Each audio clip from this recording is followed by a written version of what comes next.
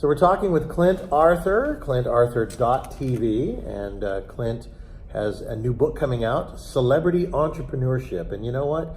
A lot of people think that entrepreneurs are celebrities. In their minds they are, because they have reached and grabbed the gold rings. They've made it out of the workaday workforce. But what people don't know is that they're actually working twice as hard as the average worker that gets to work that 40 hours, but the reward is much greater. So maybe you could talk about what is it, Clint, to be a celebrity entrepreneur?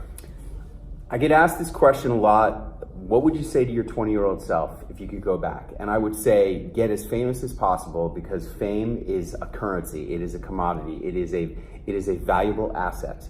However, celebrity entrepreneurship is not really about fame. There's Kanye and Kim Kardashian and Donald Trump and Martha Stewart, and we're never going to be famous like them. Speak for yourself. Okay, well, I'm never going to be famous like them, or at least I haven't been able to do it yet. After 102 television appearances, I'm still not Kanye. However, in the eyes of my customers and prospects, I am a celebrity entrepreneur and expert in what I do. And that's really what this is all about. How do you create the perception in the eyes of customers and prospects that you're somebody very special, different, and ideally better than your competition and better than your customers and prospects? That's really important too. So how do you do that? Okay, I've identified 5 really easy methodologies that any entrepreneur can use to create celebrity positioning in the eyes of customers and prospects. My favorite one is celebrity attachment. That's taking photos or making videos with famous people, really famous people. So if you go to ClintArthur.tv, you'll see me in pictures with the Winklevoss twins, with Snoop Dogg, with Caitlyn Jenner, and as you dig deeper, you'll see many, many pictures of me with super famous people, and that's my favorite way. And it's not quite so easy to find those people, and more importantly, it's not so easy to feel like you deserve to be able to get that photo. So it boils down to kind of fame by association at that moment. It's kind of you never get a second chance to make a first impression when people are looking up who is Clint Arthur, and they say, oh, look who he's with. That's right. It's a great thing. The luster of a star or celebrity kind of rubs off on you, and you pick some up. But how then do you deliver? Because then now you've set expectations, pretty lofty ones, because for those who are searching you out and see you with those people, now you have a certain expectation that you are going to be a star, whether it be a star entrepreneur or whatever that expectation may be. Okay, the next methodology is what I call VIP speaking. That stands for very important places. You need to speak at important places. Like I've spoken, this message that I am sharing with you right now is one that I have previously shared at multiple events for the Entrepreneurship Club of Harvard Business School. I've shared it at West Point with the leaders of our nation's future, and Buzz Aldrin, West Point graduate and the second man to walk on the moon, was standing right next to me when I was sharing this message. I've shared it at Coca-Cola, at Microsoft. I'll be doing it later this year at Mercedes. This is very important places. And this is a technique that's part of a bigger element, VIP speaking, which is $1 million positioning statement. All the big money speakers have a statement that includes VIP speaking, important places that they've spoken. And that's why I developed this methodology, and I went after those speaking gigs so that I could get that. Then the third methodology is going on TV. You got to go on TV. And everyone's like, oh, I want to be on the Today Show. I want to be on Good Morning America. That's what I said. I want to be on that right now. I don't care. Get me on. I don't care what it costs. But that's the wrong approach. The right approach is to go on every station in America. By the time I got on the Today Show, which my publicist said would never, ever happen, by the time I got on, it was my 57th television appearance. And if it had not been, when I was sitting this close away from Brooke Shields and she was interviewing me, I probably would have been peeing in my pants, because you need to have that experience. You need to have the chops. And luckily I had built up a resume of TV experiences. That's the third methodology. The fourth methodology is being a best-selling author. It's very important to write a book, yes. And then as long as you wrote the book today, you might as well become a best-selling author by making it a bestseller on Amazon very easily. It's not that hard. You can even just pay a few $1,000s to the right company and they'll just do it for you. And being a best-selling author creates the position of expert authority in the eyes of customers and prospects. And then the last methodology is with awards. Now, the Academy Award is a great award. the Emmy Awards, but those are for industry specific for TV and film. If you're not in those industries, those are not the awards you want. If you want an award for your industry, then you need to seek out an organization in your industry and get awards, because that indicates to people that you're good. Yeah, you've been recognized by your peers. You need to have that kind of recognition, and if you haven't gotten it yet, you need to go after it. And that's the whole thing about celebrity entrepreneurship. A lot of people think, oh, I'm going to be discovered. I'm so great. They'll discover me and put me on TV or write me up in a magazine or put me on the radio. No one's going to discover you. The people who are in the media are the people who get themselves in the media. The people who are celebrities are using this as a marketing technique. And you have to go after it and develop those celebrity marketing assets to become a celebrity entrepreneur. All right. The book is Celebrity Entrepreneurship, coming out in December? January. Yep. ClintArthur.tv, ClintArthur.tv.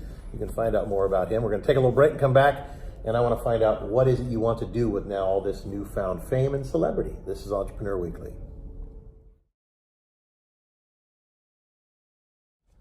Well, we're back with Clint Arthur, ClintArthur.tv, his new book coming out in January, Celebrity Entrepreneurship.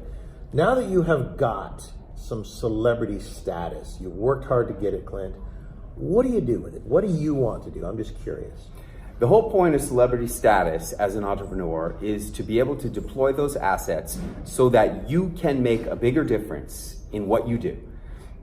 If you so are, it's the honey that makes the medicine go down. It's the sizzle that sells the steak, is really what it is. And you know, the doctor who's on Dr. Oz must be the best doctor. Well, in reality, they're just the doctor who got on Dr. Oz. They may or may not be great, but they're the ones who know how to be on TV and do a great job. Now, I had a client who said, Clint, when I speak at your event at Harvard, I want you to give me an award. I said, well, that's very cocky of you. He goes, well, listen, I'm in the window blind business. I sell cordless window blinds. My mission is to eradicate cords on window blinds because every year, 600 children die in strangulation accidents from cords on window blinds. I said, wow, we could really do good by just helping you to be recognized for the good work that you do. And that's the whole point of celebrity entrepreneurship, is to make it visible to customers and prospects that you do great things so that you can help them. So what you're saying is, at the end of the day, the celebrity part of it and the work that you've just talked about amplifies the message, which is really more important than being a celebrity. Being a celebrity, I said to Mike Tyson, champ, what's the most important thing you ever learned? He said, stay humble. Okay. And you did a pretty good job at that. Okay, and he's right, because so many people think celebrity is about ego. Celebrity is not about ego at all. Celebrity is about marketing, front and center, beginning to end. It's only about marketing, and marketing is about letting your customers and prospects know that you can help them with what they need help, and that's all it's ever about. All right, so the book, I mean, does it have kind of a step-by-step process of things that you could do like you just talked about? This book is the greatest book I've ever written. I have 21 best-selling books, including what they teach you at the Wharton Business School and Break Through Your Upper Limits on TV and Speaking Game, which is a really great book. However, this is the best book I ever wrote because this book is entirely stories. It's only stories about celebrities, about television, about Harvard, about West Point. It's all about celebrities, and it's particularly about who I believe is the greatest celebrity entrepreneur in the history of entrepreneurship, which is Arnold Kopelson. Do you know Arnold Kopelson? No, I thought you were going to say Alan Taylor, but tell me about Arnold. Arnold Kopelson was a movie producer. He won Best Picture for Platoon. And that set him up as a celebrity entrepreneur with television, VIP speaking, an award, celebrity attachment, and he had best-selling products, which were his movies.